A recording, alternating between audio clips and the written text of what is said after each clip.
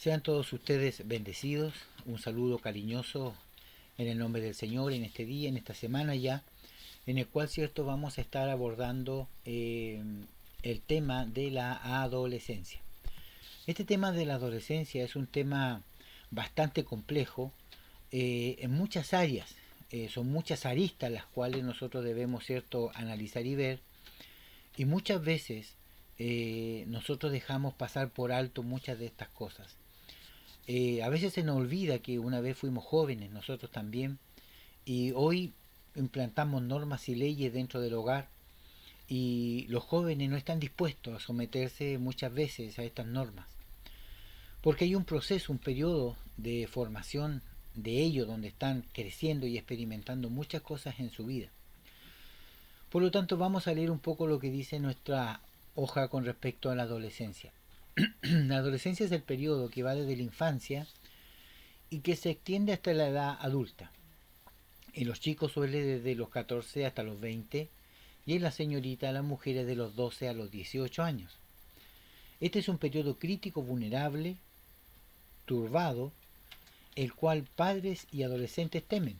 Los padres porque ignoran las reacciones de sus hijos en este periodo y cómo acercarse a ellos también es un gran desafío. Para los padres es difícil entender que los hijos crecen y pueden pensar y actuar por sí mismos, porque para los padres siempre sus hijos pequeños van a ser pequeños. Nunca los vemos como grandes, siempre van a ser nuestros bebés, nuestras guaguas. Pero sin duda ellos van creciendo y ellos van pensando voluntariamente, solamente, a través de los cambios hormonales que ellos van teniendo. Ellos van creciendo desde los 12 años en adelante. Ellos quieren experimentar cosas, ellos quieren tener amistades, ellos quieren pololear, ellos quieren salir a la calle, ellos ya se creen grandes porque tienen un tamaño prominente, pero mentalmente son niños, son adolescentes que todavía no saben lo que quieren. E incluso muchos adolescentes buscan fuera del hogar, fuera de la casa, personas para que les ayude y les guíe, porque en su casa no hay comunicación con los padres, justamente por esta etapa muy difícil en donde no se hablan, solamente se le castiga. Se le dice: hace tu pieza, ordénate, bañate, hace esto otro, lleno de normas y llena de reglas. Si vas a ir donde un compañero, anda, llámame cuando vuelvas, etcétera. Pero ellos, como están creciendo, están madurando, ellos quieren hacer su vida. Ellos quieren vivir sin control. Ellos quieren salir y no sé de qué hora voy a volver. Entonces, en este proceso de crecimiento y de desarrollo, para los padres es muy difícil porque muchas veces los padres trabajan ambos y el hijo queda solo en su casa. Puede invitar a una compañera del colegio, del liceo a la casa y quién sabe lo que puede ocurrir, ¿cierto? Y tenemos, ¿cierto?, un embarazo de adolescentes jóvenes, porque no hubo una instrucción previa con respecto al joven o a la señorita. En esta etapa de desarrollo, donde ellos están creciendo y madurando, donde ellos quieren salir al mundo y comerse al mundo, jugando, divirtiéndose, experimentando cosas nuevas, negocios, trabajos, amistades, un círculo social que a ellos los guíe y se sientan cómodos, muchas veces caen en las trampas del enemigo formando parte de grupos que no le edifican y no le sirven. Por ejemplo, en los emo, en los punky, en los skinhead, en grupos de lesbianas o grupos de homosexuales, etcétera. Como ellos están experimentando sus vidas, no solamente sexualmente, sino también socialmente, ellos buscan amistades que muchas veces no le hacen bien, pero ellos no se dan cuenta porque son muy amigos de sus amigos y prácticamente a sus padres los miran como enemigos, porque los padres siempre le prohíben: no salga, si sale dónde va, a qué hora va a llegar, cuando llegue llámame, o sea, siempre un control, y ellos quieren vivir sin control, ellos quieren hacer cosas de jóvenes, salir, caminar, ir a una fiesta, ir a un paseo con sus amigos, pasarlo bien, ir a comer, pero muchas veces en estos espacios que nosotros le damos a la adolescencia, al joven, cuando no son guiados y no son bien formados desde pequeño en su hogar, van a cometer errores y van poco a poco ¿cierto? Hacerse independientes y a tomar sus propias decisiones, lo cual llevará muchas veces a caminos errados.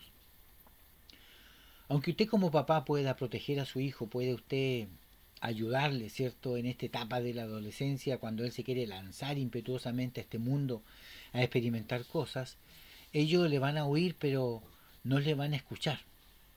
Ellos oyen lo que usted dice, pero no escuchan bien, no entienden. Por lo tanto, es necesario que nosotros en esta etapa podamos ponerle mucha atención a ellos, porque es aquí donde aprenden los garabatos, es aquí donde aprenden a responder, es aquí donde faltan el respeto, es aquí en esta etapa de la adolescencia en donde ellos van afirmando sus patrones de conducta para cuando ya sean más adultos. La falta de tolerancia, el poder comprender cuando está pololeando en esta etapa y le rompen el corazón, ¿cierto? Y se siente morir, que entra en depresión, porque es una etapa muy intensa, es una etapa en donde ellos todo es al 100 o al 200, no hay medias tintas, o es todo o no es nada. Los padres obviamente ya de 40, 50 años, ¿cierto? Pueden entender a sus hijos y darle consejos, pero los hijos no están escuchando, ellos no están oyendo ni entendiendo nada, ellos solamente escuchan el reclamo, es decir, que lo estén retando, lo estén corrigiendo, pero él no está entendiendo nada. Él quiere seguir haciendo su voluntad. Por eso esta etapa de la adolescencia es una etapa muy compleja. Yo no sé cómo lo ha hecho usted en su vida, en su hogar, en su familia, en sus hijos, pero para muchos es una etapa muy compleja, sobre todo cuando en la familia uno es cristiano y el otro no lo es, porque encuentra en el que no lo es que hay permiso para fiesta, para carrete, para muchas cosas, y la mamá o el papá que es cristiano le dice que no. Y aquí empiezan los conflictos internos, familiar y matrimonialmente, en donde como ambos no hablan el mismo lenguaje, van a haber conflictos delante de los hijos, en donde los hijos van a ver que sus padres no están unidos en un mismo pensamiento ni en el mismo castigo. Entonces el hijo, que es adolescente, que es inteligente, impetuoso, al 200% de vibra, de furor, de querer hacer cosas, ve que en sus padres se desautorizan unos con otros delante de los hijos. La mamá le dice, no hay permiso para ir a la fiesta, y el papá le dice, vaya nomás hijo, llévese el auto. Y el hijo maneja ebrio. Entonces, todos estos problemas que nosotros podemos ver en nuestra adolescencia, hoy día a lo mejor nosotros ya como padres más adultos y nuestros hijos que han crecido en un camino cristiano, no tenemos estos problemas. Pero cuando hay hogares disfuncionales, es decir, padre cristiano, madre mundana o viceversa, van a ocurrir estos problemas.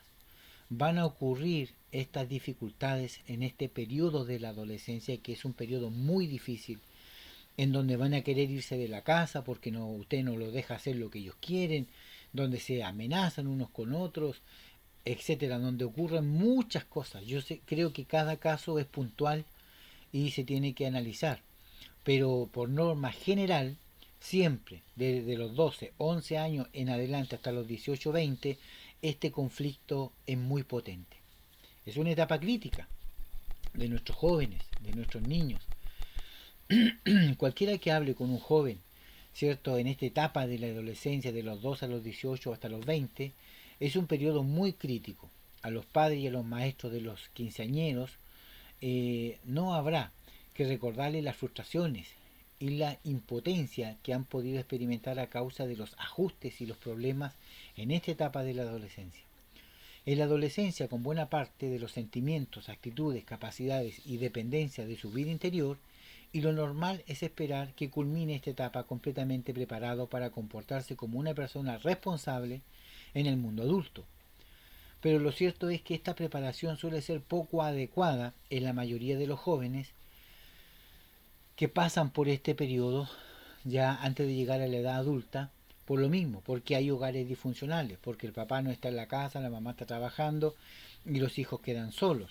Ellos se juntan con personas, ¿cierto?, que no le ayudan, en este caso grupos como los emo, los punky, los skinhead, etcétera, homosexuales o lesbianas, grupos que ellos se juntan en donde aprenden hábitos y costumbres destructivas para sus vidas y que va a afectar su camino hacia la adultez. Y cuando nosotros vemos estos problemas que no son menores, y todo lo que yo le estoy diciendo es lo que ocurre en todos los hogares, en todos, cristianos o mundanos, debemos nosotros recordar que como somos hijos del Señor, queremos buscar, ¿cierto?, en la Escritura un modelo, ¿cierto?, para poder guiar a nuestros hijos. Y cuando nosotros vemos que nuestro modelo es Cristo, que es la estatura del varón perfecto, que debemos seguir sus pisadas y sus huellas, nos encontramos con este texto de Lucas 2:43. Dice, al regresar ellos, acabada la fiesta, se quedó el niño Jesús en Jerusalén, sin que lo supiera José y su madre María. Y pensando que estaba entre la compañía, es decir, entre el grupo que andaba, anduvieron camino de un día y le buscaban entre los parientes y los conocidos.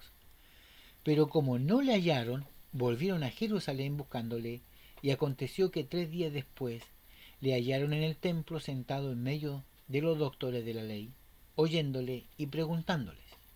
Y todo lo que le oían se maravillaban de su inteligencia y de sus respuestas. Cuando le vieron, se sorprendieron, y le dijo su madre, María le dijo a Jesús, a su hijo, ¿por qué nos has hecho esto? He aquí tu padre y yo te hemos buscado con angustia. Entonces Jesús les dijo, ¿por qué me buscáis? ¿No sabíais que en los negocios de mi padre me es necesario estar? Luego que acontece esto, Jesús desaparece de la historia. Luego de este escenario, Jesús desaparece de la historia 18 años y llega luego a los 30 para ser bautizado por Juan el Bautista. Como podemos ver, el registro de Jesús como modelo en la adolescencia y juventud no está en la historia bíblica como referente para los jóvenes hoy. Por consiguiente, veremos algunos ejemplos del Antiguo y Nuevo Testamento de jóvenes en esta etapa de la adolescencia, de la juventud, para poder tener un modelo, un punto de guía, de referencia para nuestros jóvenes en el día de hoy. Bueno, esto ya no es algo oculto, sino que todos saben que hasta los 12 años, ¿cierto?, desde que Jesús nace, hasta los 12 años aparece en el relato bíblico siendo un niño, ¿cierto? Y después de los 12 años, cuando es reprendido por María y por José, Jesús desaparece de la historia.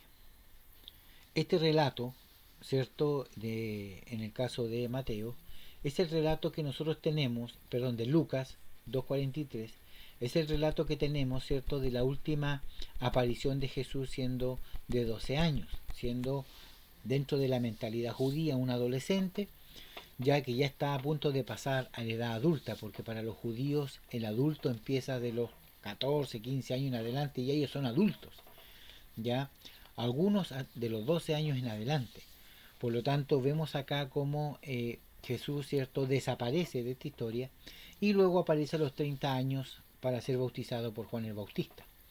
Si nosotros sumamos de los 12 a los 30, tenemos 18 años en donde Jesús desaparece, ya no hay registro bíblico con respecto a su crecimiento, su desarrollo, aunque sí tenemos evidencia, en la Biblia hay evidencia, pero esa evidencia dice de que él, ¿cierto?, iba creciendo en gracia, en sabiduría, en conocimiento, y como era de costumbre, él iba todos los sábados, ¿cierto?, a celebrar la fiesta, a leer la Torá, iba a compartir con ellos hasta la edad adulta.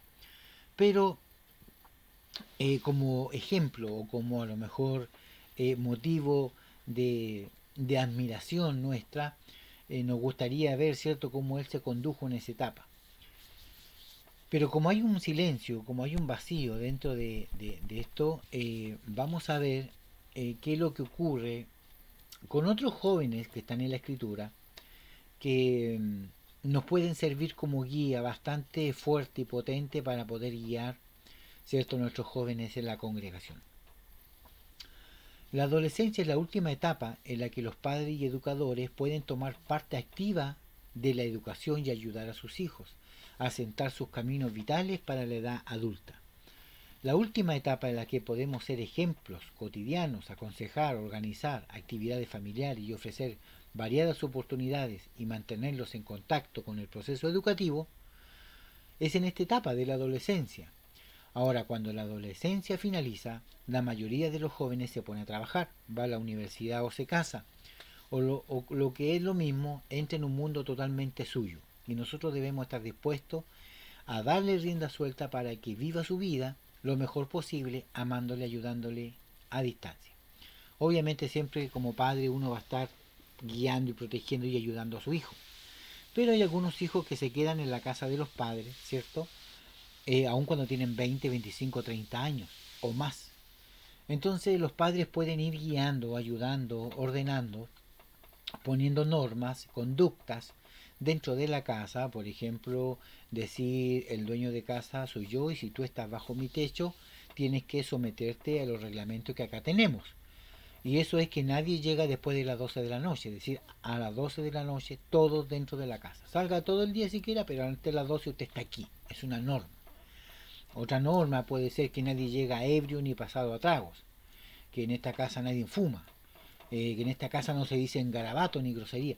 Entonces, creciendo de esa forma el adolescente dentro de su casa, se va a encontrar con normas y reglamentos, y que si él o ella inflige estas normas, inflige estos requisitos o mandamientos que hay dentro del hogar, va a haber problemas. El papá lo va a echar de la casa, usted quiere hacer su vida, no se quiere someter, pesque sus cosas y se va. Busque dónde puede hacer su vida, pero esta casa me la respeta. Y a nosotros como padres también. Entonces él sabe su línea, pero como ya pasó por la etapa de la adolescencia, hoy es más racional para pensar, es más maduro, está trabajando, está ganando sus lucas, y ahora él aporta para la casa, él también es parte integral de ella, y nosotros como padres podemos guiar mejor a nuestros hijos de esta forma. Pero recuerde que siempre la etapa y el momento en que nosotros podemos ayudarlo es en esta etapa de la adolescencia, de los 12 hasta los 18, una buena etapa para invertir en la vida de estos jóvenes, para conversar con ellos, para salir a comer con ellos, para disfrutar con ellos y no dejar ese vacío para que otras personas ajenas lo puedan llenar con comentarios externos que le van a llevar a una crisis existencial, a una depresión, a una confusión mental, no sé si soy hombre o soy mujer, porque tengo una amiga, tengo un amigo, y empiezan los problemas. Por eso es necesario estar atento a esta etapa. Bien, vamos a ver ahora algunos ejemplos bíblicos de jóvenes, ¿cierto? Que en la escritura nos pueden guiar un poquito, y vamos a ver algunos puntos fuertes que tuvieron estos jóvenes por el hecho de haber sido nombrados y puestos en la escritura. Tiene un propósito y un fin. Cada joven que está en la Biblia tiene un propósito y un fin. Cada suceso que ocurre en la escritura tiene un propósito y un fin. Cada animal que la Biblia nombra tiene un propósito y un fin.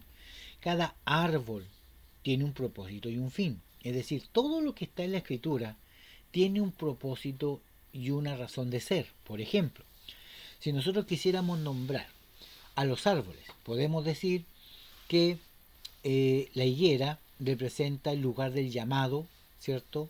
Que Dios le hace a una persona. Recuerde usted que a Natanael Jesús le dice, cuando estaba debajo de la higuera te vi. ¿Ya? Y obviamente Natanael tuvo un encuentro con el Señor ese mismo día. Y ahí vemos, ¿cierto?, cómo la higuera representa el llamado. Tenemos, ¿cierto?, otro árbol que es el sicomoro, ya en donde subió Zaqueo para ver a Jesús. Y aquí tenemos otro árbol que nos indica, ¿cierto?, la expectativa, el poder correr, buscar al Señor, ¿ya? Y tenemos, ¿cierto?, este árbol como un lugar en donde también Jesús tiene un encuentro con este Zaqueo, con Zaqueo, y Zaqueo, ¿cierto?, lo invita a su casa y se convierte toda su casa. Tenemos otro árbol, ¿cierto?, que también está ahí dentro, que tiene que ver con la calabacera de Jonás, donde él se quería morir, ¿cierto? Donde él le pidió, mejor, quítame la vida, no soy mejor que mis padres. Tenemos también el enebro, en este caso de Elías, donde también se quería morir cuando habían matado a los profetas de Baal. Tenemos la vid verdadera, ¿cierto? En donde están los pámpanos, donde Jesús dice que no está insertado en esta vid. Todos los árboles tienen un propósito, espiritual para nuestra vida.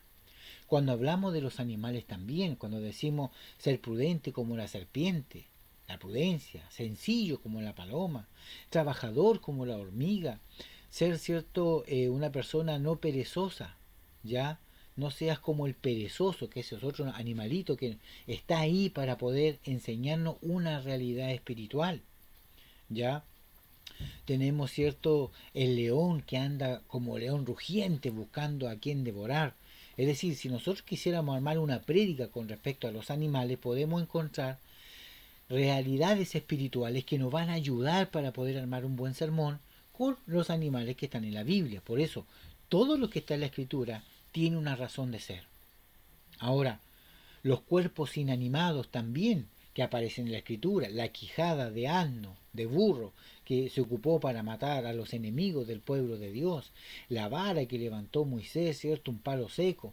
Vemos nosotros, por ejemplo, las rocas, las piedras, que se usaban 12 piedras para armar un altar, ya la serpiente de bronce, que de un metal se construye algo y de esa forma, ¿cierto? Se sanó el pueblo por las mordeduras, en este caso de la serpiente. Cuando nosotros vemos el paño rojo, color grana, que colgó la ramera Ramaat, ¿cierto? Para que el pueblo de Dios pudiera tomar Jericó, fue una señal ese paño. Ese paño tiene un simbolismo espiritual. Así que todas las cosas que nosotros vemos, el burro de Balaam, un animalito que también habló en su momento, entonces todo lo que está escrito en la Biblia tiene una razón de ser. Y así los jóvenes también. Cada joven que está en la Escritura y se cuenta un relato de él en su juventud, tiene un propósito de ser. Y lo primero que vamos a ver va a ser a José. José tenía más o menos 17 años, ya cuando fue llevado a la casa de Faraón, donde Potifar, ya, y vamos a leer lo que dice. Uno de los ejemplos más famosos de un joven usado por Dios es José, el hijo de Jacob. Después de ser rechazado y vendido por sus hermanos, cuando tenía solo 17 años, José acaba cuidando la casa de uno de los hombres más poderosos de Egipto, a saber, Potifar. José se comportó de una forma magistral en todo, aun cuando la preciosa esposa de Potifar quiso seducirlo. José se mantuvo recto en todo momento y el Señor exaltó, cierto, a este José. Faraón también, dice el texto, Génesis 39:9, no hay otro mayor que yo en esta casa, y ninguna cosa me ha reservado sino a ti, por cuanto tú eres su mujer. ¿Cómo pues yo haría este gran mal y pecaría contra Dios? Es decir, cuando Faraón conversa con José, le dice, y la respuesta clara que tenemos acá es justamente la última parte. ¿Cómo pecaría contra Dios? Es decir, había una posibilidad, una oportunidad de como joven, 17 años, impetuoso, lleno de vigor, lleno de fuerza, lleno de testosterona, ¿cierto? Donde la mujer de Potifar, una mujer madura, grande, hermosa, le estaba abriendo, ¿cierto?, los brazos y todo para que pudieran estar juntos y él rechaza esa oportunidad, ¿cierto? Cualquier joven diría, aquí está la mía.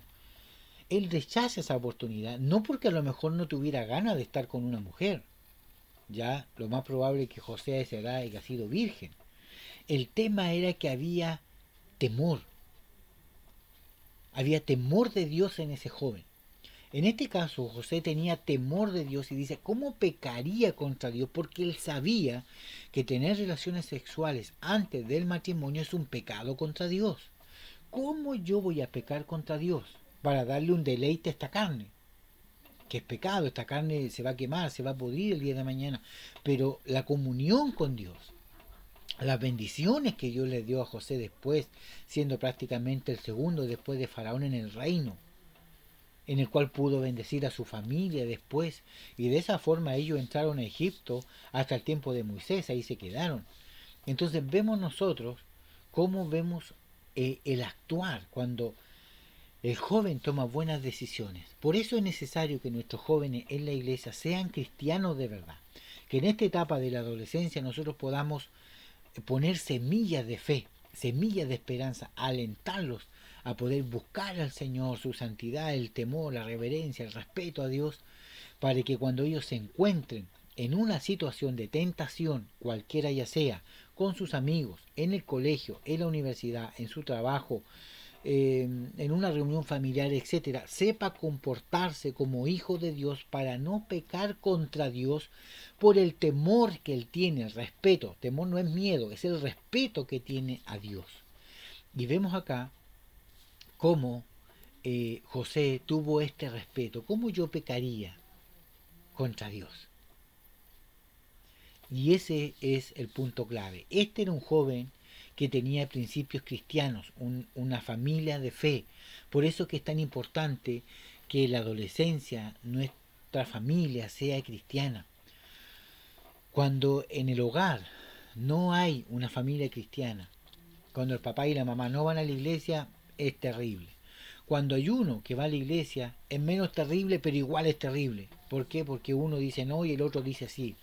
Ahora, si ambos son cristianos, es una bendición porque pueden guiar de mejor forma a este joven. Ahora, si este joven, siendo hijo del Señor, conociendo todas las cosas, y comete igual su falta y su pecado, ya ese es un tema personal con Dios y ese joven. No por algo que su familia, sus padres, no inculcaron ni enseñaron en la adolescencia, sino es una decisión personal. Entonces nosotros como padres en este proceso de la adolescencia y la juventud, antes de llegar a la edad adulta, sembramos principios, valores, etcétera, para que ellos el día de mañana tomen la decisión personalmente, ¿cierto?, cómo conducirse en esta vida. Por lo tanto, vemos, ¿cierto?, cómo José ganó a la tentación de la carne, no reprendiéndola, sino huyendo. Aquí también José nos enseña cómo poder vencer esta tentación. Cuando hay un problema sexual, un problema de seducción en medio de la juventud, no se repriende este espíritu, no se repriende a la persona, sino que se huye, se va.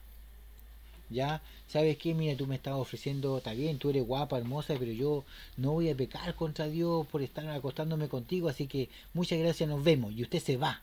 No está en el mismo círculo, porque esa persona va a insistir y lo va a volver a engatusar hasta poder hacerlo caer. Usted se va de esa fiesta, de esa reunión, de esa convivencia, usted se va de ahí.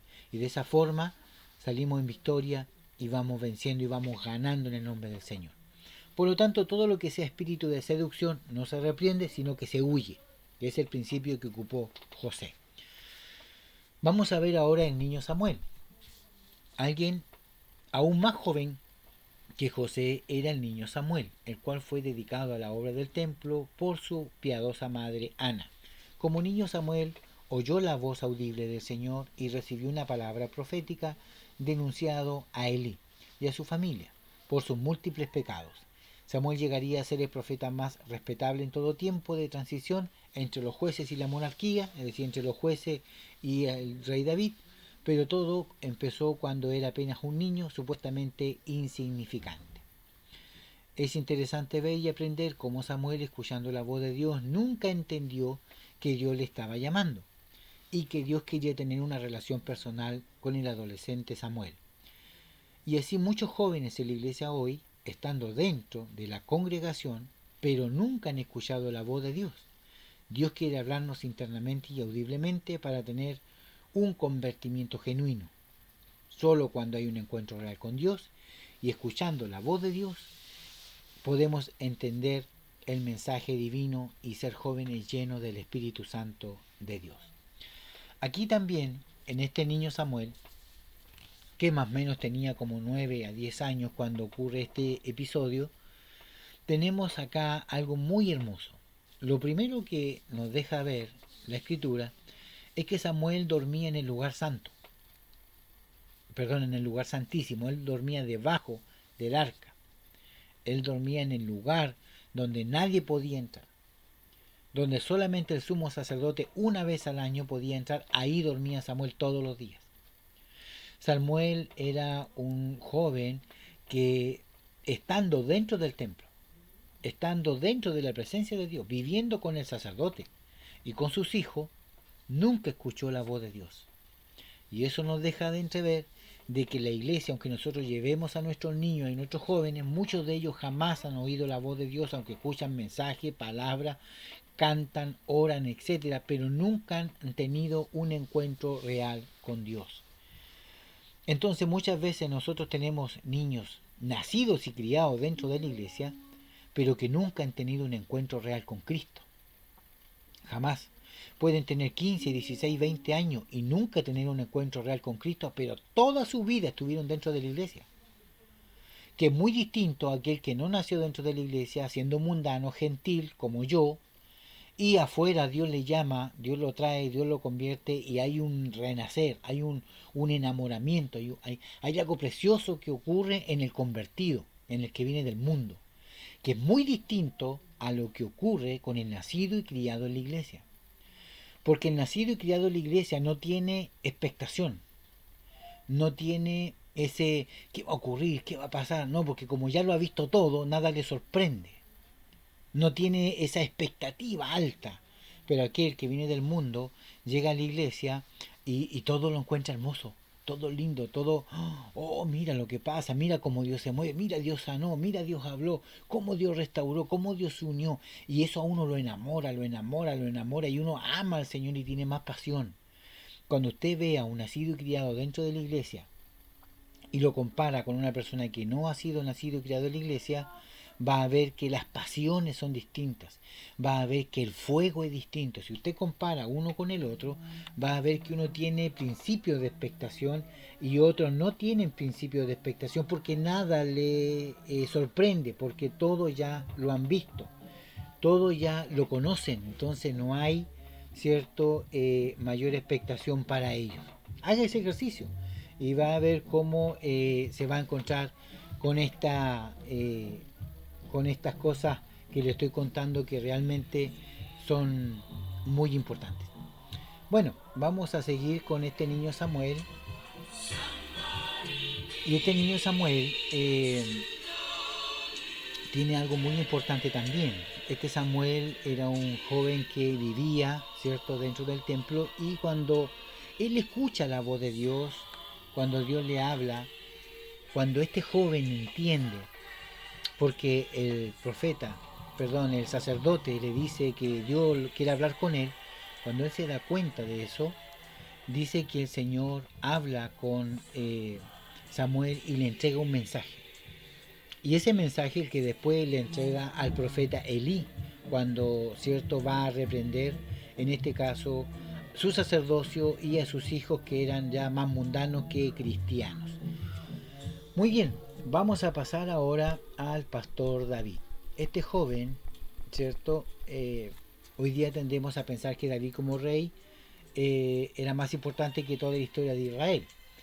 Era fuerte, valiente y un hombre conforme al corazón de Dios. No obstante, David empezó su vida en el anonimato a mediados de los 12 y los 15 años de edad, pastoreando las ovejas de su padre mientras sus hermanos mayores iban a pelear contra los filisteos. Seguramente David pasó sus días alabando al Señor y vio cómo Dios le libraba del peligro del campo, osos, leones y otros animales salvajes. Dios fortaleció al joven David, en el cual secretó en el fin de usarle, decretó con el fin de usarle poderosamente en la nación de Israel. Su fe en Dios lo llevó a oponerse al gigante Goliat y a partir de su victoria, el joven David, sin carrera universitaria, sin esposa, sin grandes títulos, se convierte en uno de los hombres más famosos y temidos del Medio Oriente. Vemos acá una vez más como un joven temeroso de Dios, ya de entre los 2 a los 15 años, vence a este gigante Goliat y de esa forma, ¿cierto?, él toma el trono y es el primer monarca, el primer rey del pueblo de Israel. Ahora, dentro de este proceso de David, yo quiero poner algo clave de piso, de base. Primero que nada, quiero explicarle por qué puse un poquito la música fuerte, porque mis vecinos aquí al lado están escuchando reggaetón y perreo y me está estorbando la grabación. Así que preferí poner un poquito de esta música, esta cortina. Espero que el audio se escuche bien, se siga escuchando bien, pero es para inhibir un poco el ruido de al lado. Bien, vamos a ver aquí cómo David, a los 2 a los 15 años de edad, él cierto fue un jovencito usado por Dios, pero él tenía una herramienta poderosa. Él ocupó la alabanza, él ocupó la adoración como herramienta. Él era un joven músico que cantaba, tocaba instrumentos musicales, por lo tanto, él era una persona que llenaba su ser como joven con la alabanza, que llenaba su ser alabando al Señor, no leyendo la escritura, alabando a Dios. Era un músico de excelencia. Esto significa que cuando un joven dentro de la iglesia alaba al Señor, ¿cierto? Con instrumento o con sus labios, y tiene el ministerio musical, es una herramienta poderosa para poder llenarse de Dios y poder vencer cualquier tentación, tenga la edad que tenga. Porque Dios busca adoradores en espíritu y en verdad. Que era David un adorador en espíritu y en verdad. Entonces, si tenemos adolescentes adoradores que alaban, que le cantan a su Señor, va a ser una tremenda bendición. Número 3. La criada de la mujer de Naamán. Naamán, el capitán asirio, cierto, que tenía lepra. La sanidad de Naamán, el capitán del ejército, es bien conocida después de meterse 7 veces en el río Jordán. El Señor lo curó totalmente de la lepra en obediencia a una palabra profética dada por Eliseo. Sin embargo, lo que tendemos a olvidar es que la historia no comenzó con Eliseo, sino con una joven de 14 a 16 años, hebrea, la cual servía a la mujer de Naamán, segunda de Reyes 5:2. Fue ella la que le dijo a su señora: si rogase mi señor Naamán al profeta Eliseo, que está en Samaria, él lo sanaría de su lepra. Cuando el rey oyó las palabras de la niña judía, siguió su consejo y buscó sanidad. Sabemos que poseía una gran fe en el poder sanador de Dios de Israel. Ojalá todas las jovencitas de nuestras generaciones tuvieran esta misma clase de fe y confianza en el Señor. Aquí vemos como una señorita, ¿cierto? Joven de 14 a 16 años, ¿cierto? Le cuenta en este caso a su patrón, a su jefa, ¿cierto? De que hay un hombre que puede sanar la lepra de su esposo Naamán. Y automáticamente, ¿cierto? Ella fue y le contó a su esposo y Naamán recibió su sanidad.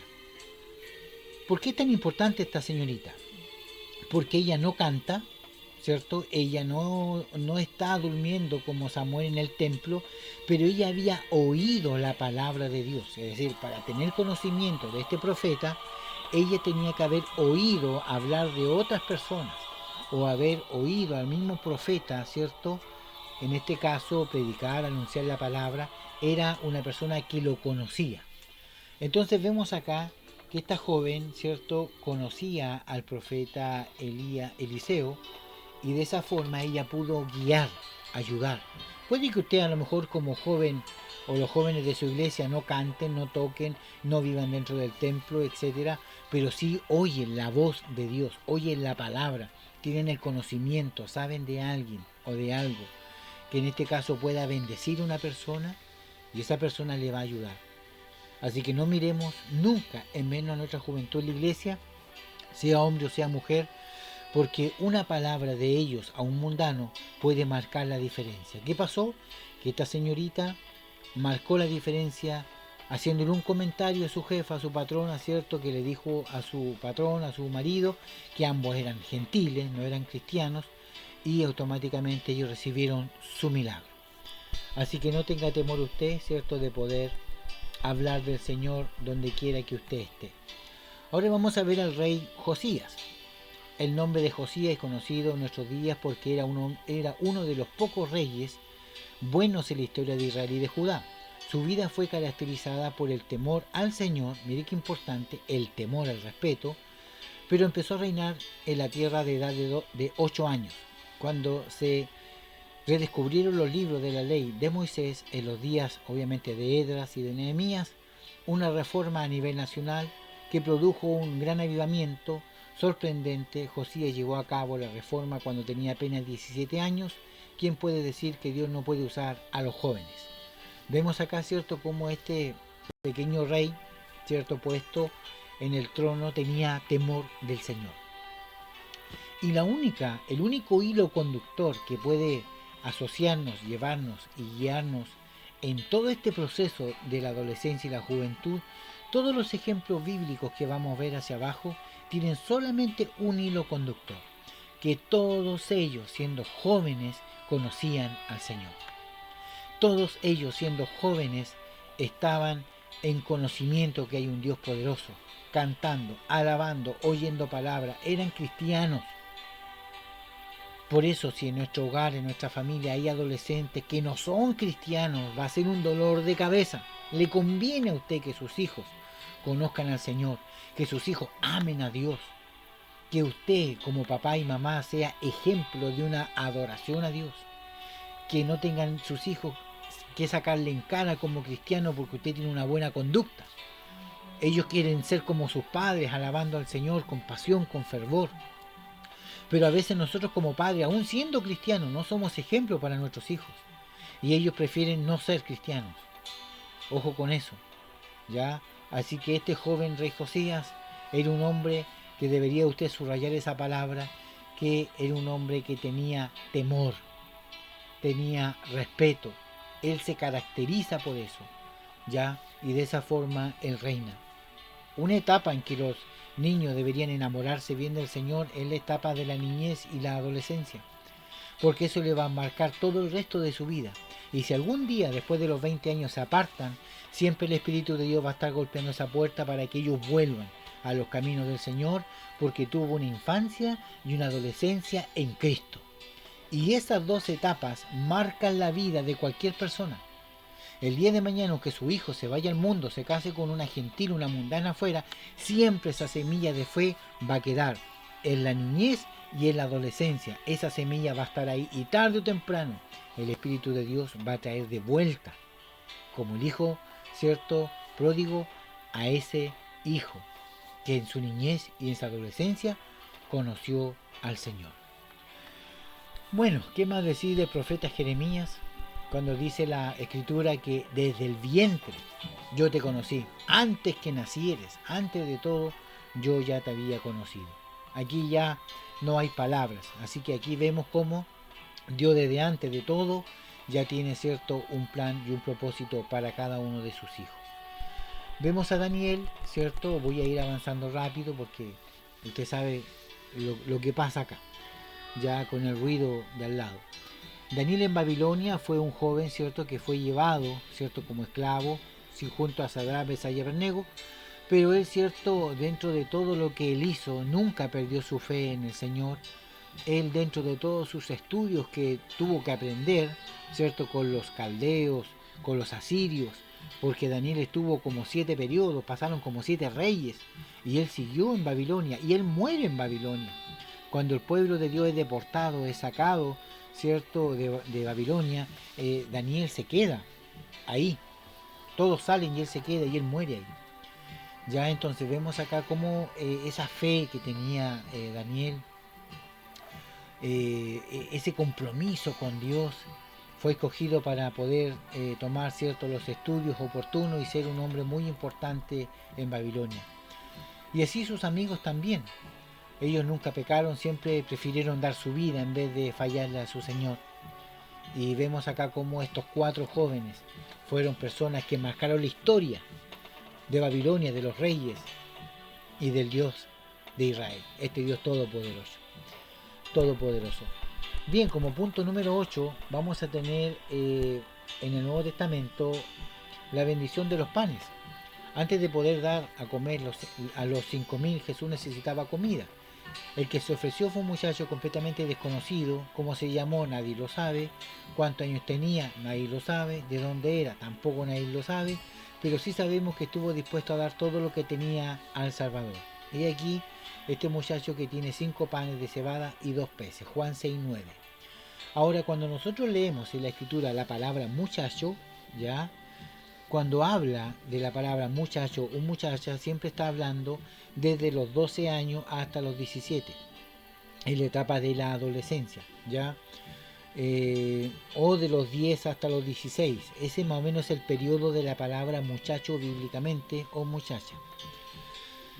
Bien, sin embargo, la buena noticia es que Cristo no se burló del chico, del niño, sino que tomó su ofrenda y la usó para dar a comer a miles de hambrientos. Aunque no tengamos mucho, si ponemos lo que poseemos en la mano de Cristo, Él puede hacer maravillas. ¿Qué es lo que hizo este joven?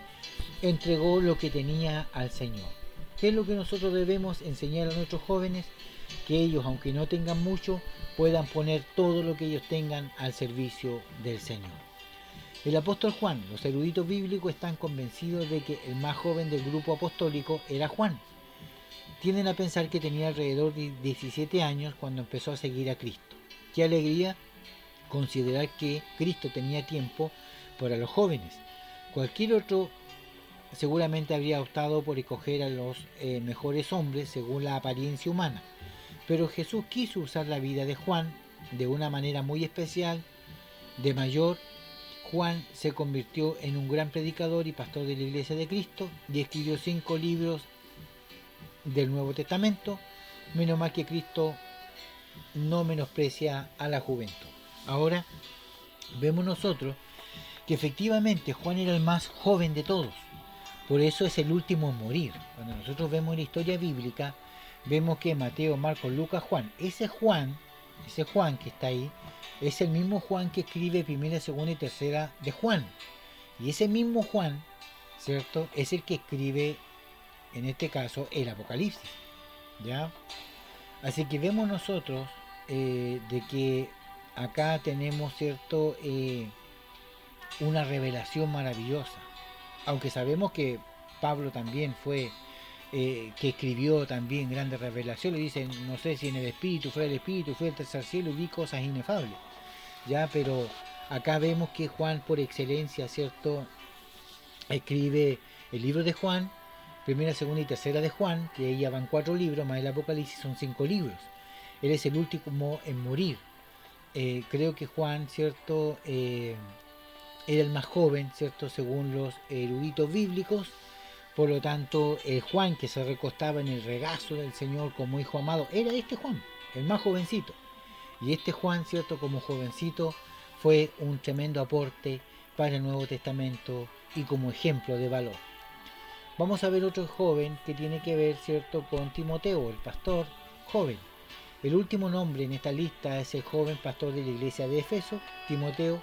Pensamos que tenía sus 25 años cuando empezó a pastorear. Aún así, Pablo le escribió como una columna del Evangelio en una ciudad bien necesitada, animándole a ser un ejemplo en todo. Ninguno tenga en poco tu juventud, sino sea ejemplo a los creyentes en palabra, conducta, amor, espíritu, fe y pureza. Esa palabra es clave. ¿Qué es lo que nosotros debemos enseñar a nuestros jóvenes, a nuestros adolescentes?